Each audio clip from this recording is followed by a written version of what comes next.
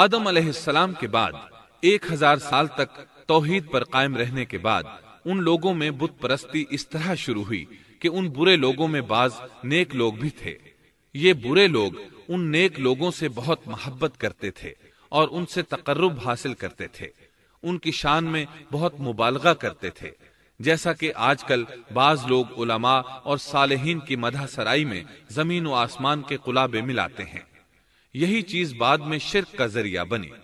امام بخاری رحمت اللہ علیہ نے سورہ نوح آیت 23 میں اللہ کے فرمان وَقَالُوا لَا تَذَرُنَّ آلِهَتَكُمْ وَلَا تَذَرُنَّ وَدًّا وَلَا سُوَاعًا وَلَا يَغُوثَ وَيَعُوقَ وَنَسْرًا، اور انہوں نے کہا کہ ہرگز اپنے معبودوں کو نہ چھوڑنا، اور نہ ود اور سوا اور یغوث اور یعوق اور نصر کو چھوڑنا کی تفسیر کرتے ہوئے ابن عباس رضی اللہ عنہما سے روایت کی ہے۔ وہ فرماتے ہیں کہ یہ نوح علیہ السلام کی قوم کے بعض نیک آدمیوں کے نام ہیں۔ جب وہ فوت ہو گئے تو شیطان نے ان کی قوم کے دل میں یہ بات ڈال دی کہ جہاں وہ حضرات بیٹھا کرتے تھے وہاں ان کے بت بنا کر رکھ دو اور ان کو وہی نام دو جو ان بزرگوں کے تھے۔ انہوں نے ایسا ہی کیا اور پتھر کے بت بنا کر ان کے نام ان بزرگوں والے رکھ دیے۔ اس وقت تو بتوں کی پوجا نہ ہوئی، لیکن جب یہ لوگ فوت ہو گئے اور علم مٹ گیا تب ان کی پوجا ہونے لگی۔ ابن عباس رضی اللہ عنہما فرماتے ہیں نوح علیہ السلام کی قوم کے یہی بت بعد میں عرب میں پوجے گئے، اور اللہ تعالی کے فرمان وَقَالُوا لَا تَذَرُنَّ آلِهَتَكُمْ وَلَا تَذَرُنَّ وَدًّا وَلَا سُوَاعًا وَلَا يَغُوثَ وَيَعُوقَ وَنَسْرًا کا یہی مطلب ہے، یعنی ان نیک بزرگوں کے بت بنا لیے گئے اور آہستہ آہستہ ان کی پوجا شروع کر دی گئی، اور سب لوگوں نے ایک اللہ کی عبادت سے انکار کر دیا۔ نوح علیہ السلام اکیلے اس دنیا میں موحد اور توحید پرست باقی رہ گئے۔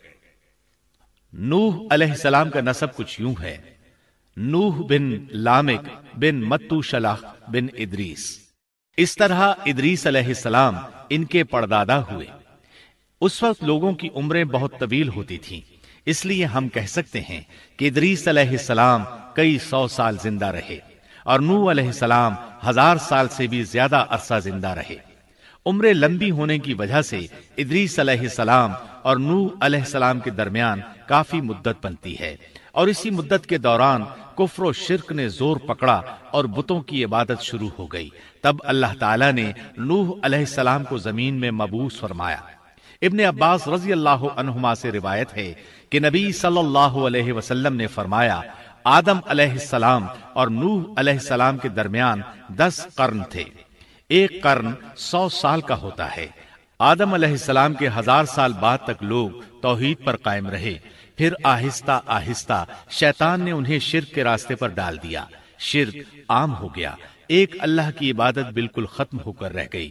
تب اللہ نے نوح علیہ السلام کو مبعوث فرمایا، انہوں نے اللہ کی طرف دعوت دی، انہوں نے بہت مشقت اٹھائی، جیسا کہ سورہ نوح میں اللہ فرماتے ہیں بسم اللہ الرحمن الرحیم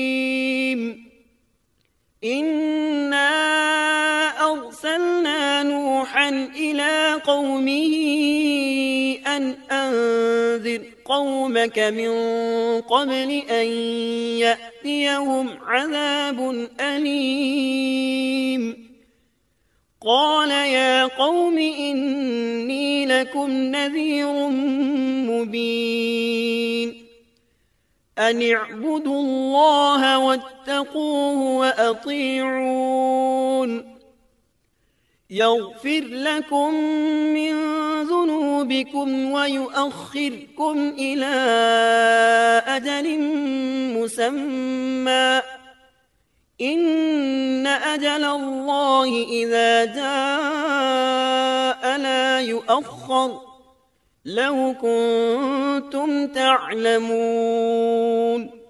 اللہ تعالیٰ بخشش اور رحم کرنے والے کے نام سے شروع کرتا ہوں، یقیناً ہم نے نوح کو ان کی قوم کی طرف بھیجا کہ اپنی قوم کو ڈراؤ اور خبردار کر دو اس سے پہلے کہ ان کے پاس دردناک عذاب آ جائے۔ نوح نے کہا، اے میری قوم، میں تمہیں صاف صاف ڈرانے والا ہوں کہ تم اللہ کی عبادت کرو اور اس سے ڈرا کرو اور میرا کہنا مانو، تو وہ تمہارے گناہ بخش دے گا اور تمہیں ایک وقت مقررہ تک چھوڑ دے گا۔ یقیناً اللہ کا وعدہ جب آ جاتا ہے تو موقوف نہیں ہوتا، کاش تمہیں سمجھ ہوتی۔ نوح علیہ السلام تبلیغ کے سلسلے میں سخت محنت کرتے، دن رات لوگوں کے گھروں اور ان کے اجتماعات میں جا جا کر انہیں دعوت دیتے۔ آپ انہیں اعلانیہ اور پوشیدہ طور پر دعوت دیتے، یہاں تک کہ دعوت دیتے دیتے انہیں 950 سال گزر گئے، لیکن سوائے چند لوگوں کے کوئی ایمان نہ لایا۔ تب انہوں نے اللہ سے دعا کی، اے میرے اللہ، میں نے اپنی قوم کو دن رات تیری طرف بلایا، لیکن میرے بلانے سے یہ اور زیادہ بھاگنے لگے۔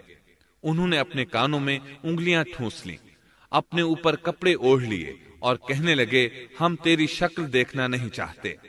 میرے اللہ، یہ لوگ تیری باتیں سننا پسند نہیں کرتے۔ میں نے پھر بھی ان سے کہا، اپنے مالک سے بخشش طلب کرو، وہ بڑا بخشنے والا ہے۔ اس وقت نوح علیہ السلام کی قوم میں ایک بادشاہ تھا، وہ بہت مغرور تھا۔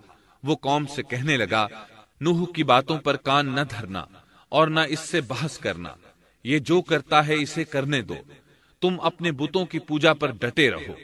چنانچہ لوگوں نے نوح علیہ السلام کی باتوں کی طرف سے کان بند کر لیے، اپنے بادشاہ کی بات پر عمل کرنے لگے۔ تب نوح علیہ السلام نے اللہ سے فریاد کی، اے پروردگار، یہ میرا کہنا نہیں مانتے، ان لوگوں کی سنتے ہیں جن کی اولاد اور مال نے انہیں فائدہ تو نہ دیا، الٹا نقصان پہنچایا، اور انہوں نے میرے ساتھ بڑا داؤ کیا، یعنی دوسروں کو میرے درپے کر دیا، خود بھی مجھے ستانے میں کوئی کسر نہ چھوڑی، اور آپس میں ایک دوسرے سے کہنے لگے، اپنے دیوتاؤں کو نہ چھوڑنا، نہ ود اور نہ سوا اور نہ یغوث اور نہ یعوق اور نہ نصر کو چھوڑنا۔ ان لوگوں نے بہت سے لوگوں کو گمراہ کر ڈالا، اور پروردگار تو ایسا کر کہ یہ ظالم اور زیادہ گمراہ ہو۔ اس طرح نوح علیہ السلام نے 950 سال دن رات لوگوں کو اللہ کی طرف بلایا، لیکن اتنے طویل عرصہ میں صرف 80 کے قریب لوگ مسلمان ہوئے، اور ان ایمانداروں کی اکثریت فقراء، مساکین، ناتواں اور غلام قسم کے لوگوں پر مشتمل تھی، جن کی معاشرے میں کوئی حیثیت نہیں ہوتی۔ مشکل سے 10 ایماندار ایسے ہوں گے جو شرف و جاہ کے مالک ہوں گے۔ چنانچہ نوح علیہ السلام کے مغرور سرداروں نے جب اس صورتحال کو دیکھا تو اکٹھے ہو کر نوح علیہ السلام کے پاس آئے اور کہنے لگے، اے نوح، ہم چاہتے ہیں تیری باتیں سنیں اور لوگوں کو بھی تیری باتیں سننے کی ترغیب دیں اور سب تجھ پر ایمان لے آئیں، لیکن اس سے پہلے ہماری ایک شرط ہے، یہ کہ آپ کے حلقے میں جو یہ ذلیل اور حقیر لوگ آ گئے ہیں انہیں دھکے دے کر اپنے پاس سے نکال دے، اس لیے کہ ہم اپنی قوم کے سردار، چودھری اور مقام و مرتبے والے لوگ ہیں، اس لیے ہم ان فقیر لوگوں کے پاس نہیں بیٹھ سکتے۔ اگر آپ انہیں نکال دیتے ہیں تو ہم ایمان لے آئیں گے۔ اللہ تعالیٰ نے نوح علیہ السلام کی قوم کے ان سرداروں کی تردید سورہ ہود آیات 27 تا 31 میں کی ہے۔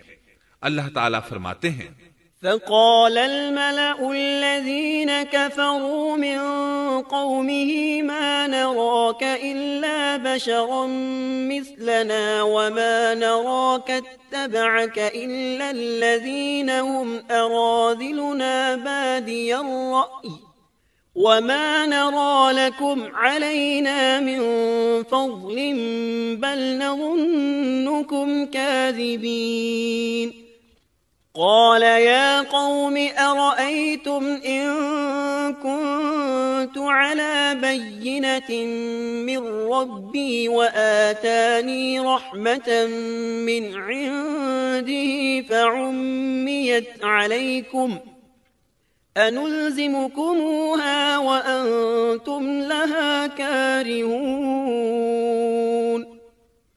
کافر سردار نوح سے کہنے لگے، ہم تو یہی دیکھتے ہیں کہ تو ہماری طرح ایک آدمی ہے، اور یہ بھی دیکھتے ہیں کہ صرف ان لوگوں نے تیری پیروی کی ہے جو ہم میں رذیل ہیں، وہ بھی اوپر کی عقل سے، اور ہم تو تمہیں کسی بات میں اپنے سے زیادہ نہیں پاتے بلکہ تمہیں جھوٹا خیال کرتے ہیں۔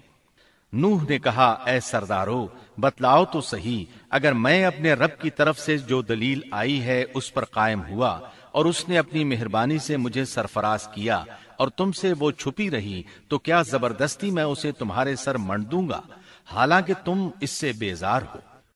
وَيَا قَوْمِ لَا أَسْأَلُكُمْ عَلَيْهِ مَالًا إِنْ أَجْرِيَ إِلَّا عَلَى اللَّهِ وَمَا أَنَا بِطَارِدِ الَّذِينَ آمَنُوا إِنَّهُمْ مُلَاقُو رَبِّهِمْ وَلَكِنِّي أَرَاكُمْ قَوْمًا تَجْهَلُونَ وَيَا قَوْمِ مَنْ يَنصُرُنِي مِنَ اللَّهِ إِن طَرَدتُّهُمْ أَفَلَا تَذَكَّرُونَ وَلَا أَقُولُ لَكُمْ عِندِي خَزَائِنُ اللَّهِ وَلَا أَعْلَمُ الْغَيْبَ وَلَا أَقُولُ لَكُمْ إِنِّي مَلَكٌ وَلَا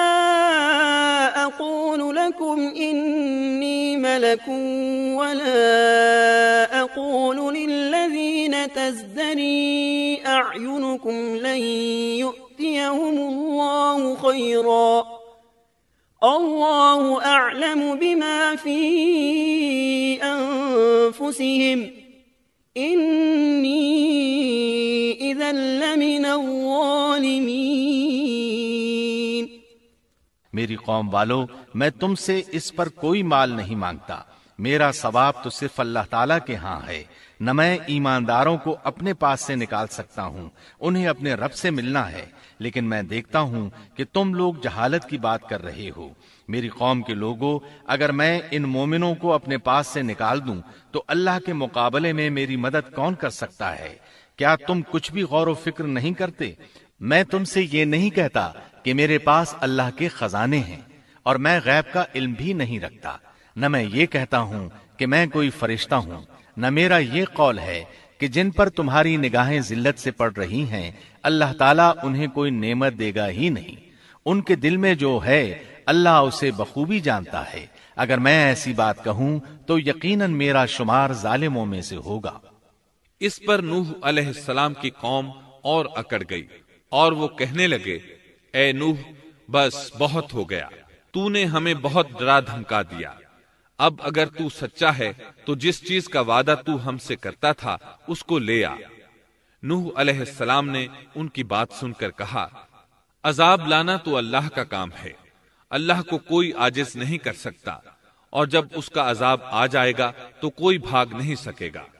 اس کے بعد نوح علیہ السلام کی قوم کا ان سے آمنا سامنا ہوا تو انہوں نے ان سے کہا، اے میری قوم، اگر تم پر یہ گراں گزرتا ہے کہ میں تم میں رہتا ہوں اور تمہیں اللہ کی باتیں سنا رہا ہوں، تم اس سے چڑھتے ہو اور مجھے نقصان پہنچانے کے درپے رہتے ہو، تو سنو، میں صاف کہتا ہوں، مجھے تمہارا کوئی خوف نہیں، تمہاری کوئی پرواہ نہیں، تم سے جو ہو سکے کر گزرو، میرا جو بگاڑ سکتے ہو بگاڑ لو، تم اپنے شریکوں اور جھوٹے معبودوں کو بھی بلا لو اور مل جل کر مشورے کر کے بات کھول کر پوری قوت کے ساتھ مجھ پر حملہ کرو، تمہیں قسم ہے تم میرا جو بگاڑ سکتے ہو بگاڑ لو، اس میں کوئی کسر اٹھا نہ رکھو، مجھے بالکل مہلت نہ دو، اچانک مجھے گھیر لو، میں بالکل بے خوف ہوں، اس لیے کہ تمہارے راستے کو میں باطل جانتا ہوں، میں حق پر ہوں، حق کا ساتھی اللہ ہوتا ہے، میرا بھروسہ اسی عظیم ذات پر ہے، مجھے اس کی قدرت کی بڑائی معلوم ہے۔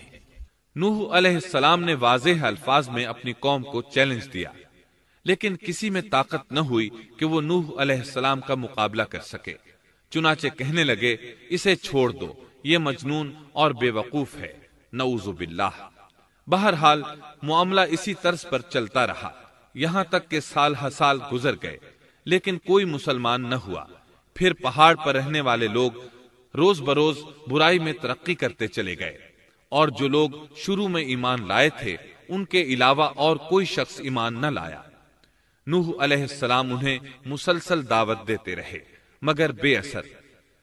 یہاں تک کہ اللہ تعالیٰ نے نوح علیہ السلام کی طرف وحی کی کہ اب کوئی شخص ایمان نہیں لائے گا۔ اللہ تعالیٰ سورہ ہود میں فرماتے ہیں وَأُوحِيَ إِلَى نُوحٍ أَنَّهُ لَن يُؤْمِنَ مِن قَوْمِكَ إِلَّا مَن قَدْ آمَنَ فَلَا تَبْتَئِسْ بِمَا كَانُوا يَفْعَلُونَ۔ نوح کی طرف وحی کی گئی کہ آپ کی قوم میں سے جو ایمان لا چکے ہیں ان کے سوا اور کوئی اب ایمان نہیں لائے گا، پس آپ ان کے کاموں پر غمگین نہ ہوں۔ مطلب یہ تھا کہ آپ غم نہ کریں، اللہ کا حکم اب پورا ہونے والا ہے۔ غور فرمائیں، نوح علیہ السلام کے جذبے کو دیکھیے، مسلسل 950 سال تک دعوت دیتے رہے، لوگ انہیں جھٹلاتے رہے، لیکن پھر بھی ان سے نا امید نہ ہوئے۔ اب جب کہ اللہ کی طرف سے وحی آ گئی کہ ان میں سے اور کوئی ایمان نہیں لائے گا اور کسی میں طاقت نہیں کہ انہیں ہدایت عطا فرمائے، تو نوح علیہ السلام نا امید ہو گئے اور انہوں نے اپنی قوم پر بد دعا کی۔ اس کا ذکر اللہ تعالیٰ نے سورہ نوح آیات 26 تا 28 میں کیا ہے۔ وَقَالَ نُوحٌ رَبِّ لَا تَذَرْ عَلَى الْأَرْضِ مِنَ الْكَافِرِينَ دَيَّارًا إِنَّكَ إِن تَذَرْهُمْ يُضِلُّوا عِبَادَكَ وَلَا يَلِدُوا إِلَّا فَاجِرًا كَفَّارًا رَبِّ اغْفِرْ لِي وَلِوَالِدَيَّ وَلِمَن دَخَلَ بَيْتِيَ مُؤْمِنًا وَلِلْمُؤْمِنِينَ وَالْمُؤْمِنَاتِ وَلَا تَزِدِ الظَّالِمِينَ إِلَّا تَبَارًا۔ نوح نے کہا، اے میرے پروردگار، تو روئے زمین پر کسی کافر کو رہنے سہنے والا نہ چھوڑ۔ اگر تو انہیں چھوڑے گا تو یہ یقیناً تیرے اور بندوں کو بھی گمراہ کر دیں گے، اور ان کے ہاں جو اولاد ہوگی وہ بھی بدکار ناشکرے ہوں گے۔ اے میرے پروردگار، تو مجھے اور میرے ماں باپ کو اور جو بھی ایماندار ہو کر میرے گھر آئے اور تمام مومن مردوں اور عورتوں کو بخش دے، اور کافروں کو سوائے ہلاکت کے اور کچھ نہ دے۔ اللہ تعالیٰ فرماتے ہیں کہ جب نوح علیہ السلام نے ہمیں مدد کے لیے پکارا تو پھر ہم نے اس کی مدد کی اور اسے ایک بڑی کشتی بنانے کی وحی کی، لیکن نوح علیہ السلام نہیں جانتے تھے کہ وہ اتنی بڑی کشتی کیسے بنائے، اور نہ ہی وہ بڑھئی تھے کہ اس کام سے واقف ہوتے۔ اس لیے اللہ تعالیٰ نے ان کی طرف یہ وحی کی کہ ہماری آنکھوں کے سامنے اور ہماری وحی کے مطابق ایک کشتی تیار کرو۔ اللہ نے وحی کے ذریعے ان کی رہنمائی کی کہ وہ اس طرح کریں، اور مزید تعلیم کے لیے جبرائیل علیہ السلام کو بھیج دیا۔ وہ انہیں بتلاتے گئے کہ اس طرح کشتی تیار کرو۔ نوح علیہ السلام ایک پہاڑ پر رہتے تھے، ان کے ارد گرد درخت نہیں تھے، نہ پانی تھا، چنانچہ انہوں نے بہت سے درخت اگائے، پھر ان کو کاٹا اور پہاڑ پر بیٹھ کر کشتی تیار کرتے رہے۔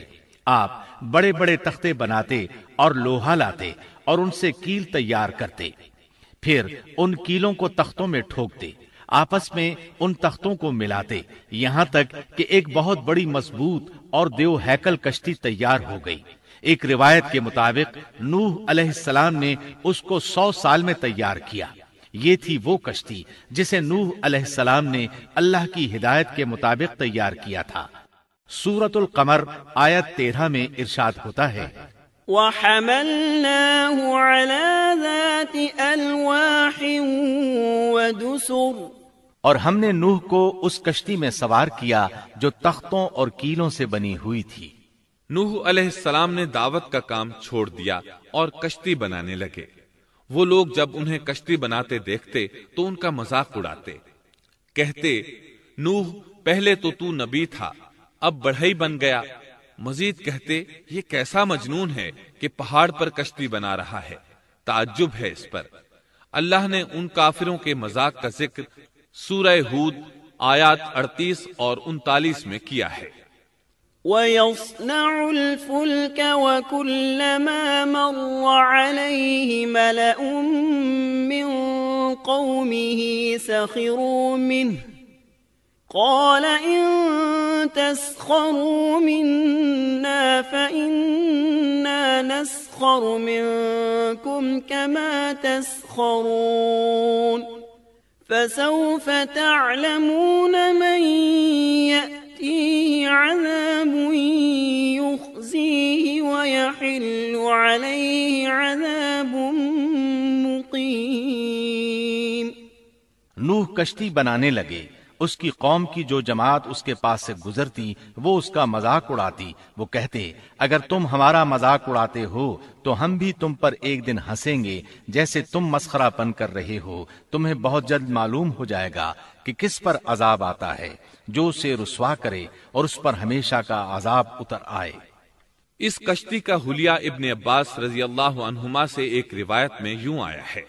وہ بیان کرتے ہیں کہ نوح علیہ السلام نے پہاڑ پر ایک کشتی تیار کی اور اسے تارکول سے لت پت کیا۔ اسی وقت سے تارکول کا ظہور ہوا۔ اس کشتی کا طول 300 گز، اونچائی 30 گز اور عرض 50 گز تھا۔ ایک اندازے کے مطابق اس کا طول 1 کلومیٹر سے زیادہ تھا اور اس کی بلندی اور گہرائی کے بارے میں کہا گیا ہے کہ 30 ہاتھ تھی، اور یہ کشتی عام کشتیوں کی طرح اوپر سے کھلی ہوئی نہیں تھی، بلکہ جس طرح اس کو نیچے سے بند کیا گیا تھا اسی طرح اوپر سے بھی بند کیا گیا تھا، تاکہ اوپر سے جو بارش برسے وہ انہیں نقصان نہ دے، اور جس طرح نیچے والے غرق ہونے سے محفوظ رہیں اسی طرح اوپر والے بھی محفوظ رہیں۔ گویا وہ ایک گیند کی مانند تھی۔ اس میں الگ الگ 3 درجے بنائے گئے تھے، ہر درجے میں ایک دروازہ تھا، اور یہ 3 دروازے اس طرح تھے کہ ہر دروازے کے اوپر ایک دروازہ تھا۔ یہ اس کشتی کا حلیہ تھا جس کے راوی ابن عباس رضی اللہ عنہما ہیں۔ یہ کشتی آج بھی موجود ہے۔ اللہ تعالیٰ نے اس کشتی کو بطور عبرت اور نشانی کے باقی رکھا ہے، جیسا کہ اللہ تعالیٰ فرماتے ہیں وَلَقَدْ تَرَكْنَاهَا آيَةً فَهَلْ مِن مُدَّكِرٍ، اور بے شک ہم نے اس واقعے کو نشانی بنا کر باقی رکھا، پس ہے کوئی نصیحت حاصل کرنے والا۔ اس صدی میں علماء کے ایک گروہ نے اس کشتی کو ترکی کے ایک پہاڑ پر پا لیا ہے۔ اب وہ 2 ٹکڑوں میں تقسیم ہو چکی ہے۔ اس کا حلیہ وہی تھا جو بیان ہوا۔ اللہ کا فرمان سچا ثابت ہو گیا کہ ہم نے اس کو نشانی بنا کر باقی رکھا ہے۔ اس کے بعد طوفان آیا۔ اللہ تعالیٰ نے نوح علیہ السلام کو اس طوفان کے ظہور کی ایک نشانی اور علامت بتلائی تھی۔ نوح علیہ السلام کے گھر میں ایک تنور تھا۔ اللہ نے فرمایا جب یہ تنور جوش مارنے لگے اور پانی اس سے ابلنے لگے تو سمجھ لینا اللہ کا وعدہ آ گیا۔ چنانچہ اس وقت مومنوں کو اور اپنے اہل و عیال کو اور زمین پر بسنے والے تمام جانوروں کا جوڑا جوڑا اس کشتی میں سوار کر لینا۔ تنور سے کیا مراد ہے؟ اس کے متعلق مفسرین میں اختلاف ہے۔ بعض کہتے ہیں کہ اس سے مراد ایک چشمہ ہے جو زمین سے نکلتا ہے، لیکن راجح روایات کے مطابق اس سے مراد معروف تنور ہے جس میں آگ جلا کر روٹیاں پکائی جاتی ہیں۔ یہ تنور نوح علیہ السلام کے گھر میں تھا، اور اسی کو اللہ نے طوفان کے آنے کی علامت بتایا اور فرمایا کہ جب یہ پھوٹ پڑے اس وقت ہر چیز کا جوڑا جوڑا کشتی پر سوار کر لینا۔ اللہ تعالیٰ سورہ ہود آیت 40 میں فرماتے ہیں حَتَّى إِذَا جَاءَ أَمْرُنَا وَفَارَتِ النُّورُ قُلْ نَحْمِلْ فِيهَا مِن كُلٍّ زَوْجَيْنِ 2 وَأَهْلَكَ إِلَّا مَن سَبَقَ عَلَيْهِ الْقَوْلُ وَمَا آمَنَ مَعَهُ إِلَّا قَلِيلٌ۔ یہاں تک کہ جب ہمارا حکم آ پہنچا اور تنور ابلنے لگا، ہم نے کہا اس کشتی میں ہر قسم کے جوڑے دوہرے سوار کر لے، اور اپنے گھر کے لوگوں کو بھی سوائے ان کے جن پر پہلے سے بات پڑ چکی ہے، اور سب ایمان والوں کو بھی۔ اس کے ساتھ ایمان لانے والے بہت ہی کم تھے۔ کشتی میں سوار ہونے والوں کی تعداد 80 بتائی جاتی ہے۔ چنانچہ جب تنور جوش مارنے لگا تو نوح علیہ السلام کشتی میں سوار ہو گئے۔ کشتی ان کی بستی میں لوگوں سے دور پہاڑ پر تھی۔ اللہ کی قدرت کہ تمام قسم کے جانور بھی کشتی کے پاس آ گئے۔ نوح علیہ السلام نے انہیں بھی سوار کر لیا۔ اللہ تعالیٰ سورۃ القمر آیات 11 اور 12 میں فرماتے ہیں ففتحنا أبواب السماء بماء منهمر وفجرنا الأرض عيونا فالتقى الماء على أمر قد قدر پس ہم نے آسمان کے دروازوں کو زور کی بارش سے کھول دیا اور زمین کے چشموں کو جاری کر دیا، پس اس کام پر جو پانی مقرر کیا گیا تھا خوب جمع ہو گیا۔ آسمان سے نازل ہونے والا اور زمین سے نکلنے والا پانی کتنا تھا، اس کا اندازہ اللہ ہی کو ہے۔ بہرحال اس پانی نے زمین پر رہنے والے انسان، چوپائے، حیوانات، غرض ہر چیز کو غرق کر دیا۔ اس بارے میں اللہ فرماتے ہیں، نوح نے اپنی قوم سے تنگ آ کر ہمارے حضور دعا کی، ہم تو ہیں ہی بہترین طور پر دعاؤں کے قبول کرنے والے۔ فوراً ان کی دعا قبول کر لی اور اس تکلیف اور ایذا سے انہیں بچا لیا جو انہیں کفار سے روزمرہ پہنچ رہی تھی، اور ان کی اولاد کو ہم نے باقی رہنے والی بنا دیا، یعنی انہی کی اولاد سے پھر سے دنیا آباد ہوئی، کیونکہ صرف وہی لوگ بچے تھے جو کشتی پر سوار تھے، اور ہم نے ان کا ذکر خیر پچھلوں میں باقی رکھا۔ نوح علیہ السلام پر تمام جہانوں میں سلام ہو۔ ہم نیکی کرنے والوں کو اسی طرح بدلے دیتے ہیں، وہ ہمارے ایماندار بندوں میں سے تھا، پھر ہم نے باقی سب کو غرق کر دیا۔ اللہ مزید فرماتے ہیں، جب پانی میں طغیانی آ گئی تو اس وقت ہم نے تمہیں کشتی میں چڑھا لیا تاکہ اس کو تمہارے لیے نصیحت اور یادگار بنا دیں، تاکہ یاد رکھنے والے کان اس کو یاد رکھیں۔ یعنی پانی اتنا زیادہ ہو گیا کہ اس سے تمام شہر، بستیاں، انسان اور جانور غرق ہو گئے، یہاں تک کہ پانی بلند پہاڑوں سے بھی اونچا ہو گیا، اور اتنے بلند پانی پر یہ کشتی نوح علیہ السلام اور ان کے ساتھیوں کو اپنے دامن میں سمیٹے اللہ کے حکم سے اور اس کی حفاظت میں پہاڑ کی طرح رواں دواں تھی، ورنہ اتنے طوفانی پانی میں کشتی کی حیثیت ہی کیا ہوتی ہے۔ نوح علیہ السلام کشتی میں سوار ہوئے اور انہوں نے اپنے ساتھیوں کو حکم دیا کہ وہ یہ دعا پڑھیں، بسم اللہ مجریہا ومرساہا ان ربی لغفور رحیم۔ اللہ ہی کے نام سے اس کشتی کا چلنا اور ٹھہرنا ہے، یقیناً میرا پالنے والا بڑی بخشش اور رحم والا ہے۔ یہی اللہ کا حکم آپ کو تھا کہ جب تم اور تمہارے ساتھی ٹھیک طرح بیٹھ جاؤ تو کہنا، الحمد للہ الذی نجانا من القوم الظالمین وقل رب انزلنی منزلا مبارکا وانت خیر المنزلین۔ سب تعریف اللہ ہی کے لیے ہے جس نے ہمیں ظالم لوگوں سے نجات عطا فرمائی، اور کہنا کہ اے میرے رب مجھے بابرکت اتارنا اور تو ہی بہتر اتارنے والا ہے۔ اللہ تعالیٰ نوح علیہ السلام کو نصیحت کر رہے ہیں کہ اللہ آپ کو اور آپ کے اہل کو نجات عطا فرمائیں گے۔ کشتی میں نوح علیہ السلام کے کافر بیٹے کے علاوہ تمام گھر والے سوار تھے۔ آپ کے کافر بیٹے کا نام کنعان تھا، وہ ایک طرف کھڑا تھا۔ نوح علیہ السلام نے اسے پکارا، میرے بیٹے اس کشتی میں آ جا اور کافروں کا ساتھی نہ بن، لیکن اس بدبخت نے کہا، میں ابھی کسی پہاڑ کی چوٹی پر پناہ لے لوں گا جو مجھے اس پانی سے بچائے گی۔ نوح علیہ السلام نے کہا، آج اللہ کے حکم سے کوئی بچانے والا نہیں مگر وہی جس پر اللہ رحم کرے۔ باپ اور بیٹے کے درمیان یہ گفتگو جاری تھی کہ ایک طوفانی موج نے اسے اپنی زد میں لے لیا اور اسے غرق کر دیا۔ نوح علیہ السلام سے اللہ نے وعدہ کر رکھا تھا کہ اللہ تعالیٰ اس کے اہل کو نجات عطا فرمائے گا۔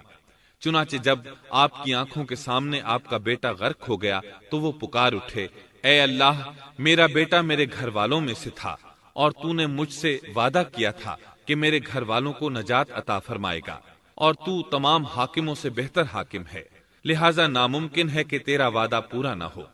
واضح ہو کہ نوح علیہ السلام کا اپنے بیٹے کے بارے میں بات کرنا بطور استفسار تھا، بطور بحث نہیں تھا۔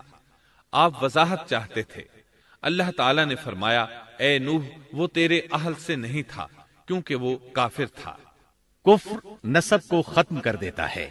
ایک مومن کا دوسرے مومن سے تعلق ایک مسلمان بھائی کے کافر بھائی سے تعلق سے زیادہ بڑا ہے، اور حقیقی اخوت وہ ہے جس کی بنیاد ایمان پر ہو۔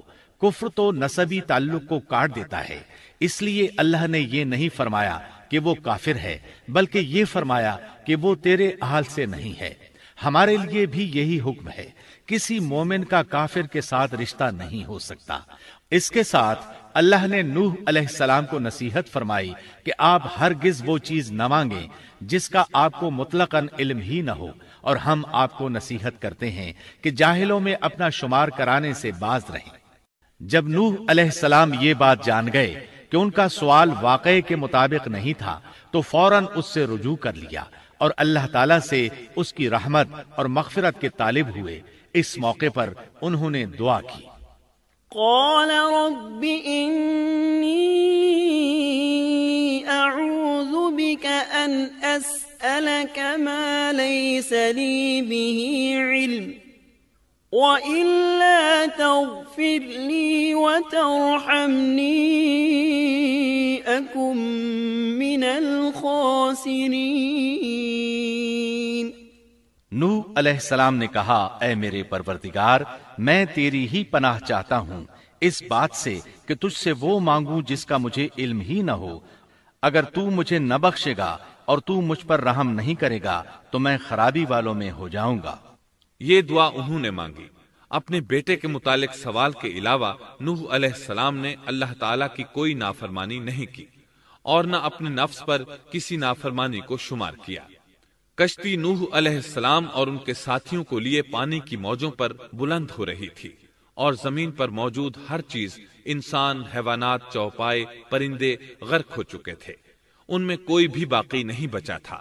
اگر کوئی زندہ بچا تھا تو کشتی والے۔ ابن عباس رضی اللہ عنہما سے روایت ہے کہ نوح علیہ السلام اور ان کے ساتھی 6 ماہ کشتی میں رہے، اور بعض روایات میں یہ بھی ہے کہ وہ محرم کی 10 تاریخ کو کشتی سے نیچے اترے۔ آخر اللہ کے حکم سے طوفان رک گیا۔ اللہ نے زمین کو حکم دیا کہ وہ تمام پانی کو نگل جائے۔ زمین نے سارا پانی نگل لیا، زمین خشک ہو گئی۔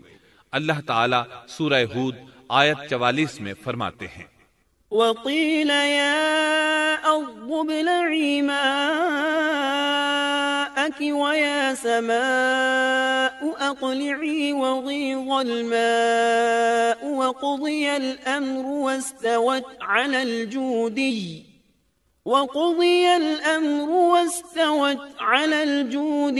وقيل بعدا للقوم الظالمين۔ اور فرما دیا گیا کہ اے زمین اپنے پانی کو نگل جا، اور اے آسمان بس کر تھم جا۔ اسی وقت پانی سکھا دیا گیا اور کام پورا کر دیا گیا، اور کشتی جودی نامی پہاڑ پر جا ٹھہری، اور فرما دیا گیا کہ ظالم لوگ اللہ کی رحمت سے دور ہیں۔ کشتی جودی پہاڑ پر جا کر ٹھہر گئی۔ اب انہیں حکم ہوا کہ سلامتی کے ساتھ کشتی سے اتر آئے۔ آپ پر بھی برکت نازل ہوگی، اور ان قوموں پر بھی جو آئندہ آپ کی نسل سے پیدا ہوں گی، اور آپ کی نسل میں سے کچھ لوگ ایسے بھی ہوں گے جنہیں ہم فائدہ تو ضرور پہنچائیں گے، پھر انہیں ہماری طرف سے دردناک عذاب پہنچے گا۔ بہت سی روایات میں یہ بات مذکور ہے کہ نوح علیہ السلام ایک لمبی مدت یعنی 6 ماہ کشتی میں طوفان تھم جانے کا انتظار کرتے رہے۔ آپ نے طوفان کے حالات معلوم کرنے کے لیے ایک کبوتر بھیجا جو واپس آ گیا۔ اسے پاؤں رکھنے کو جگہ نہ ملی۔ اسے دوبارہ بھیجا گیا تو وہ پھر واپس آ گیا۔ چند دن بعد اسے پھر بھیجا گیا تو وہ اپنی چونچ میں زیتون کی ایک ٹہنی لیے ہوئے تھا۔ اس سے نوح علیہ السلام نے معلوم کر لیا کہ پانی زمین سے کچھ ہی اونچا رہ گیا ہے اور درخت وغیرہ اگ چکے ہیں۔ کچھ دن بعد اسے پھر بھیجا گیا۔ اس مرتبہ وہ واپس لوٹا تو اس کے پاؤں خاک آلود تھے۔ نوح علیہ السلام نے سمجھ لیا کہ طوفان رک گیا اور زمین خشک ہو چکی ہے۔ سیرت کی کتب میں یہ واقعہ موجود ہے۔ اسی کی بنیاد پر سیرت نگاروں کا کہنا ہے کہ کبوتر کا آنا سلامتی کی علامت تھا، اور اس کی چونچ میں زیتون کی ٹہنی نوح علیہ السلام کی بادشاہت کی طرف اشارہ تھا۔ اس طرح نوح علیہ السلام زمین پر اتر آئے۔ اس وقت اولاد آدم میں سے کوئی انسان سوائے ان لوگوں کے زندہ نہیں بچا تھا۔ جزیرہ عرب، فلسطین اور ان کے ارد گرد کا علاقہ غرق ہونے سے محفوظ رہا۔ ان کے علاوہ تمام زمین غرق ہوئی تھی۔ سب کے سب طوفان کی نذر ہو گئے۔ صرف نوح علیہ السلام سے اولاد پیدا ہوئی اور زمین میں ان کی اولاد کے علاوہ اور کسی کی نسل باقی نہ رہی۔ اسی وجہ سے نوح علیہ السلام کو آدم ثانی اور ابو البشر ثانی کہا جاتا ہے، کیونکہ تمام کے تمام بشر انہی کی طرف منسوب ہیں۔ سورۃ الصافات آیات 75 تا 77 میں اسی طرف اشارہ ہے۔ وَلَقَدْ نَادَانَا نُوحٌ فَلَنِعْمَ الْمُجِيبُونَ وَنَجَّيْنَاهُ وَأَهْلَهُ مِنَ الْكَرْبِ الْعَظِيمِ وَجَعَلْنَا ذُرِّيَّتَهُ هُمُ الْبَاقِينَ۔ اور ہمیں نوح نے پکارا تو دیکھ لو کہ ہم کیسے اچھے دعا قبول کرنے والے ہیں۔ ہم نے اسے اور اس کے فرمانبرداروں کو اس زبردست مصیبت سے بچا لیا۔ اس کی اولاد ہم نے باقی رہنے والی بنا دی۔ ایک دوسرے مقام پر اللہ تعالیٰ دیگر امم اور رسولوں کے متعلق کلام کرتے ہوئے فرماتے ہیں، اے ان لوگوں کی اولاد جنہیں ہم نے نوح کے ساتھ چڑھا لیا تھا، وہ ہمارا بڑا ہی شکر گزار بندہ تھا۔ نوح علیہ السلام کے 3 بیٹے تھے، سام، حام اور یافس۔ سام کی نسل زیادہ تر سفید رنگت کی تھی اور بہت کم لوگ ان میں سیاہ فام تھے، البتہ کچھ ان میں گندمی تھے۔ حام کی اولاد کی اکثریت سیاہ فام تھی، ان میں بہت کم لوگ سفید رنگ کے تھے، اور یافس کی اولاد سرخی مائل رنگ کی تھی۔ عرب اور بنو اسرائیل سام کی اولاد ہیں، تمام حبش حام کی اولاد ہیں، ترک اور مشرقی ایشیا کے لوگ یافس کی اولاد ہیں۔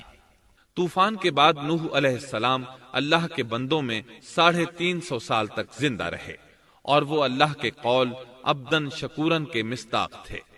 پھر نوح علیہ السلام فوت ہو گئے۔ راجح ترین روایات کے مطابق آپ مکہ میں دفن ہوئے، ایک دوسری روایت کے مطابق آپ لبنان میں دفن ہوئے۔